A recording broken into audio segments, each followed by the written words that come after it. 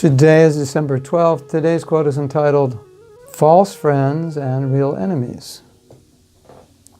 It is said that if you succeed, you will gain a lot of false friends and some real enemies.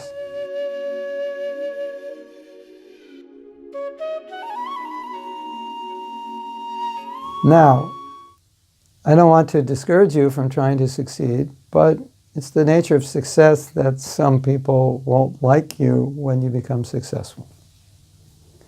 And it's the nature of success that you will gather a lot of false friends who want to piggyback on your success, who want to take advantage. This is just a reality of life. And the wonderful thing about a devotee is the devotee doesn't see enemies and friends. So what if we're criticized? What if your spiritual master is criticized? Well, if your spiritual master is criticized, you should not tolerate that. But if he's criticized within ISKCON, we have to be more tolerant. And if we are criticized, we should not try to fight back. Say, "Yes, Prabhu, I will consider what you said. Yes, Prabhu, thank you for that advice." We want to take it humbly. Now, if that criticism is going to interfere with our preaching, then we want to do something about it. If we are, let's say, helping people become Krishna conscious, then we're being criticized publicly or online, and that's breaking their faith, then because our concern is for their welfare, yes, then we would want to do something to protect our reputation, not to protect our false ego, but to protect our reputation, because that will enhance or that will help our preaching. So that was Prabhupada's idea when he said, or when Shastra says, if you're attacked physically, don't defend yourself. If another devotee is attacked, defend them. So we could apply that similarly to being faulted. If you're attacked by someone, just don't defend yourself. Unless you have to defend yourself to protect Krishna's interest. If it's just to protect your interest, don't defend yourself, just accept it. But if another devotee is criticized, yes, then you should defend him.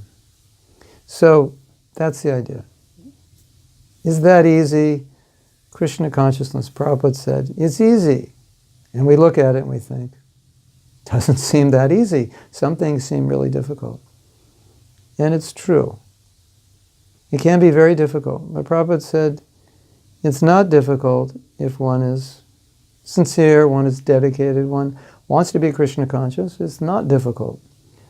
But if one is not willing to do what's necessary to be Krishna conscious, then it's difficult. Now, if we look at our philosophy, we'll see that Krishna asks us to act in specific ways, which are sometimes difficult because they're not ways in which we're used to acting. So when people, in this example, when people fault us, we're not used to saying, "Thank you, I appreciate that, I will consider it, you're right, I'm so full of faults."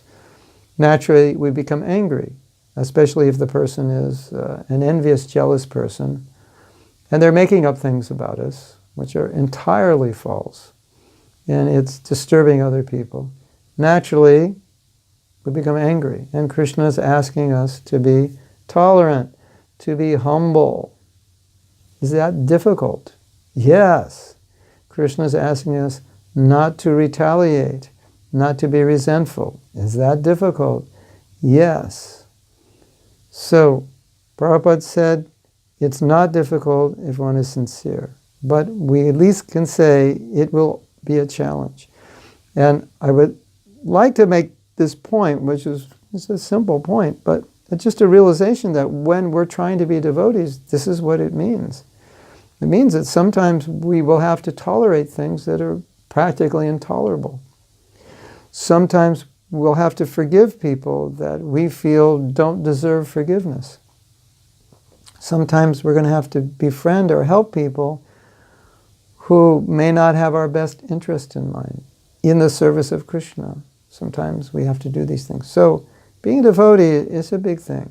We should accept the task. We shouldn't run from it, but we should at least be aware of the job description. It's a big job description, for sure. Hare Krishna.